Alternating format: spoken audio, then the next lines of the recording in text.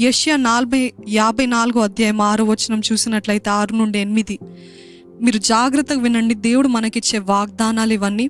విడువబడి దుఃఖాక్రాంతురాలైన భార్యను పురుషుడు రప్పించినట్లును, తృణీకరింపబడిన యవనపు భార్యను పురుషుడు రప్పించినట్లును యెహోవా నిన్ను పిలుచుచున్నాడు. దేవుడు ఏంటంట, మనని పిలుస్తున్నాడంట. ఆయనకి సమీపంగా రమ్మని పిలుస్తున్నాడంట. నిమిషం మాత్రము నేను నిన్ను విసర్జించి తిని గొప్ప వాత్సల్యముతో నిన్ను సమకూర్చెదను. మహోద్రేకము కలిగి నిమిషం మాత్రం నీకు విముఖుడనైతిని. నిత్యమైన కృపతో నీకు వాత్సల్యము చూపుదును అని నీ విమోచకుడు యెహోవా సెలవిచ్చుచున్నాడు. Hallelujah. Are you receiving it? Are you receiving it? దేవుడు ఏమంటున్నాడంటే, నేను నిన్ను పిలుస్తున్నాను, నిమిషం మాత్రం నేను నిన్ను విసర్జించి తిని. ఆయన నిమిషము మనకి కొన్ని సంవత్సరాలండి. ఒక పూట, ఒక గడియనే 1000 సంవత్సరాల కంటే శ్రేష్టమని దేవుని వాక్యం తెలియజేస్తుంది. ఒక పూట, ఒక గడి ఆయన సన్నిధిలో. ఆయన నిమిషం, ఆయన లెక్కలో ఒక నిమిషము మనకి కొన్ని సంవత్సరాలు. ఒకవేళ మీరు కొన్ని సంవత్సరాల నుండి కోల్పోయిన పరిస్థితుల్లో, నాశనమైన పరిస్థితుల్లో, పోగొట్టుకున్న పరిస్థితుల్లో, అవమానంతో నిండిన పరిస్థితుల్లో, చాతకాని పరిస్థితుల్లో, గర్భఫలం లేని పరిస్థితుల్లో, వివాహం కాని పరిస్థితుల్లో, ఉద్యోగం లేని పరిస్థితుల్లో, ఎటువంటి పరిస్థితుల్లో ఉన్నా దేవుడు అంటున్నాడు, నిమిషం మాత్రమే నేను నిన్ను విసర్జించి తిని, కానీ గొప్ప వాత్సల్యముతో నిన్ను తిరిగి సమకూర్చేదను. గొప్ప వాత్సల్యముతో నిన్ను తిరిగి సమకూర్చేదను అని దేవుడు అంటున్నాడు. His minute might be a very long time for us. మనకి చాలా మందికి వేచి ఉండడానికి, ఇందాక కొంతమంది అన్నారు, నేను దీనికోసం వెయిట్ చేస్తున్నాను, దానికోసం వెయిట్ చేస్తున్నాను, నీట్ ఎగ్జామ్ రాశాను, మెడికల్ సీట్ అని దానికోసం వెయిట్ చేస్తున్నాను అంటున్నారు. చాలామంది యవనస్తురాలు కూడా సరైన భాగస్వామి రావాలని వెయిట్ చేస్తున్నాను అంటారు. చాలామంది కూడా, నా కుటుంబంలో సమాధానం లేదండి, నా భర్త నన్ను విడిచి వెళ్ళిపోయాడు, నాకు బిడ్డలు ఉన్నారు, నాకు తెలియకుండా ఏదో అక్రమ సంబంధాలు పెట్టుకొని నాకు దూరం అయిపోయాడు అని, ఇటువంటి ఎన్నో మీకు తెలుసు, you know what the situation is. But God is saying, నిమిషం మాత్రమే నేను విసర్జించాను. ఒకవేళ ఆ నిమిషమే మనకి భయంకరంగా అనిపించవచ్చు, కానీ దేవుడు అంటున్నాడు ఏంటంటే, మహాకృపతో తిరిగి నిన్ను సమకూర్చెదను. మహాక్రోధం అంట. దేవుడు కోపం చూపిస్తే మనము ఈరోజు నాశనమైన పరిస్థితుల్లో ఉన్నామేమో. His anger might be like full of destruction in our life. ఒక నాశనంగా మన జీవితంలో ఉందేమో, కానీ మహోద్రేకము కలిగి నిమిషం మాత్రము నీకు విముఖుడనైతిని. విముఖుడు అని అంటే ఏంటి అర్థం అంటే, మొహం తిప్పేయడం కదండి. మొహం తిప్పేయడం అంటే అలగటము. When he turns his face away from us అంటే, అప్పటి వరకు మనతో ఉన్న దేవుడు, మనతో మాట్లాడే దేవుడు, మన వైపు చూసే దేవుడు సడన్గా ఆయన ఫేస్ తిప్పేస్తే మన పరిస్థితి ఏంటి? దిక్కుమాలిన స్థితిలో ఉంటాం మనం. ఎంత భయంకరమైన అనుభూతి దేవుడు విముఖుడైతే. కానీ దేవుడు ఏమంటున్నాడంటే, విముఖుడైన నైతిని నిత్యమైన కృపతో నీకు వాత్సల్యము చూపెదను. ఒక్క నిమిషం మాత్రమే నేను నీకు విముఖుడని అయితిని, కానీ నిత్యమైన కృపను మీకు వాత్సల్యము చూపుతును అని దేవుడు మనకు తెలియజేస్తున్నాడండి. హల్లెలూయా. అయితే దేవుడు తిరిగి సమకూర్చినప్పుడు ఏం జరుగుతుందంటే, మీరు రాసుకుంటున్నారంటే, మొదటిగా మన సిగ్గుని మరిపింపజేస్తాడు.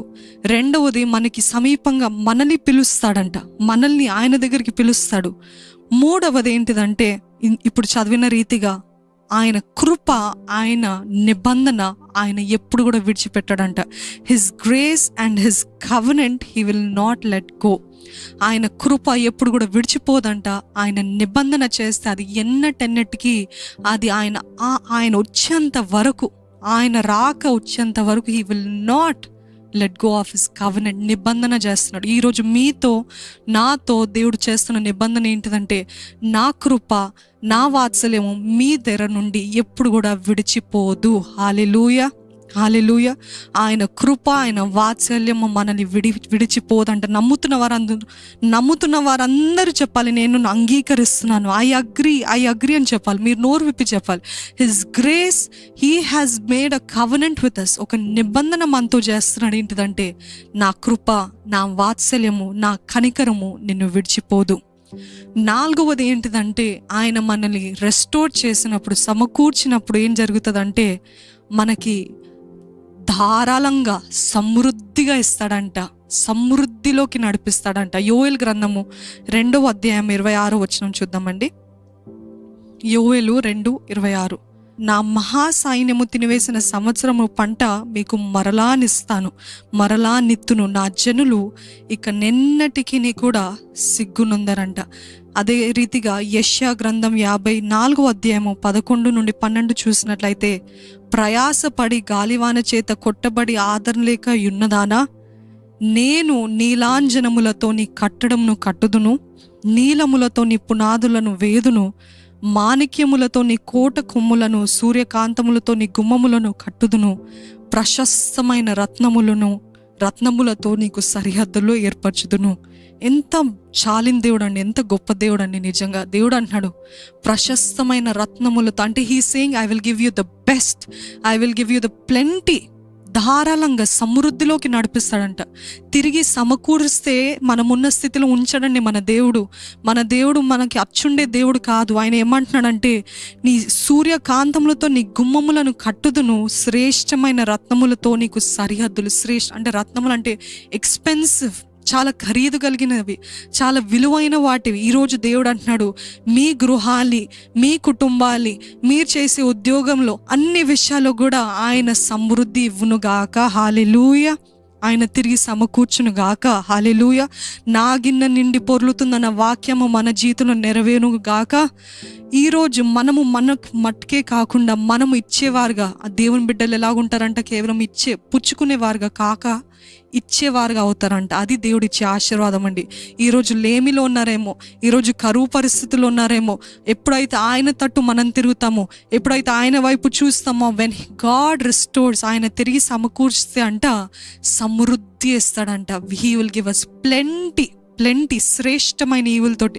అందుకనే జ్ఞానం బట్టి సామెతల గ్రంథంలో ఉంటుంది ఏంటిదంటే, జ్ఞానంతో వాళ్ళ గృహము, వాళ్ళ గదులంతా కూడా రత్నాలతో, శ్రేష్టమైన జెమ్స్ తోటి నింపబడతాయి అంట. ఎందుకు అని అంటే, when God restores, that's how he restores. ఆయన చేస్తే ఎప్పుడు కూడా 100% చేస్తాడండి. ఆయన ఎప్పుడు 10%, 20%, 30% చేసే దేవుడు కాదు. మనుషుల్ని చూడండి, నీకు అంత అవసరమా, నీ ముఖానికి అంత అవసరమా, నీకెందుకులే అంత అని అంటారు కదండి. మన స్టేటస్ చూసి, మన ఫేస్ వాల్యూ చూసి, మనమున్న స్థానం చూసి, మన స్థాయి చూసి, నీకెందుకులే ఇంత, నీకంత సీన్ లేదులే అని అంటారు, తీసి పడేస్తున్నట్టు మాట్లాడతారు. కానీ దేవుడు అంట, ఆయన రెస్టోర్ చేస్తే సమృద్ధిగా ప్లెంటీ అంట, శ్రేష్టమైన రత్నాలతో, శ్రేష్టమైన వర్ణాలతోటి ఉన్న స్థానంలో ఉంచక దేవుడు నా గిన్నె నిండి పొర్లింపజేసే దేవుడు. హల్లెలూయా. 5వది ఏం చేస్తాడంటే, మన నోట ఆయన స్తుతి ఉంచుతాడంట. అవును, మరి ఇవన్నీ జరిగితే నిజంగా ఆయన మనల్ని ఆశీర్వదిస్తే ఇంకా మనకి స్తుతి తప్ప ఏముంటుందంటే, స్తుతి ఎందుకు ఉంటుందండి, గర్వం ఉంటుందంటే అని అంటారేమో మీరు. స్తుతి ఉంటుందా, గర్వం ఉంటుందా? స్తుతి ఉంటుందా, గర్వం ఉంటుందా? కొంతమంది చూడండి, అసలు ఆశీర్వదిస్తే ఇంకా ఎవ్వరు పట్టుకోలేరండి. అమ్మో, కొంతమందిని కొన్నిసార్లు అనిపిస్తుంది దేవుడు నిజంగానే వారిని అటువంటి స్థానంలో అందుకే పెట్టారేమో అనిపిస్తుంది. ఒక బిచ్చగాడిని తీసుకొచ్చి ఆయనకి చక్కటి బట్టలేసి, చక్క రీతిగా ఆయనకి కాడు నిండా లేకపోతే జేబు నిండా డబ్బులు పెట్టామనుకోండి, ఇంకా ఆయనని ఎవరైనా ఆపగలుగుతారా? ఎక్కడి నుండి వచ్చేస్తాయో కనపడని కొమ్ములు వచ్చేస్తాయి కదా. ఇంకా అందరిపైన అదేమంటారు, దాదాగిరి చేస్తూ ఉంటారు కదా, ఆ రీతిగా ఉంటారు. అందుకే అనిపిస్తుంది కొంతమందిని దేవుడు అందుకే పెడతాడేమో మనకు తెలియదని. ఈరోజు దేవుడు మిమ్మల్ని హెచ్చిస్తే మీ నోట్లో స్తుతి ఉంటుందా, లేకపోతే మీ తలపైన కొమ్ములు ఉంటుందా?